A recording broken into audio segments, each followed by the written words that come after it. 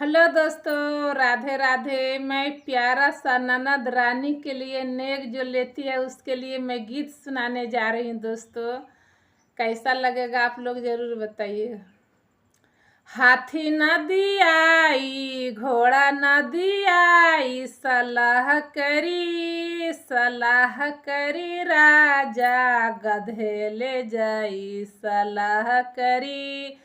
हाथी न दियाई राजा, घोड़ा न दियाई, हाथी न दियाई राजा, घोड़ा न दियाई, सलाह करी राजा, गधे ले जाई ननद मुरैयाई। सलाह करी राजा, गधे ले जाई ननद मुरैयाई। हाथी न दियाई, घोड़ा न दियाई, हाथी न दियाई राजा, घोड़ा न दियाई, सलाह करी राजा ननद मुरैयाई, सलाह करी राजा ननद मुरैयाई। हाथी न दियाई राजा, घोड़ा न दियाई, सलाह करी राजा, गधे ले जाई सलाह करी राजा, गधे ले जाई ननद मुरैयाई, सलाह करी राजा, गधे ले जाई ननद मुरैयाई।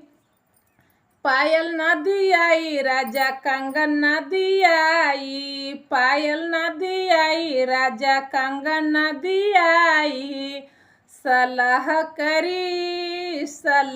करी राजा, बिछिया ले जाई, सलाह करी राजा, बिछिया ले जाई, सलाह करी राजा, ननद मोरियाई, सलाह करी राजा, ननद मोरियाई, सलाह करी राजा, काका दियाई, सलाह करी राजा, काका दियाई, सलाह करी राजा, ननद मोरियाई, सलाह करी राजा, ननद मोरियाई।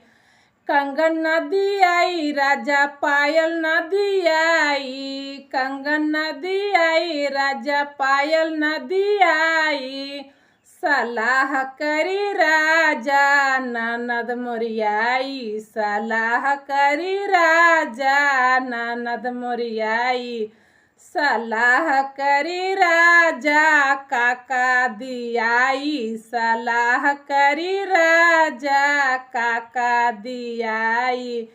पायल न दियाई राजा, कंगन न दियाई, पायल न दियाई राजा, कंगन न दियाई, सलाह करी राजा, बिछिया ले जाई, सलाह करी राजा, अंगठी ले जाई, सलाह करी राजा, ननद मोरियाई, सलाह करी राजा, ननद मोरियाई, सलाह करी राजा, काका दियाई, सलाह करी राजा, अंगठी ले जाई, सलाह करी राजा, अंगठी ले जाई, सलाह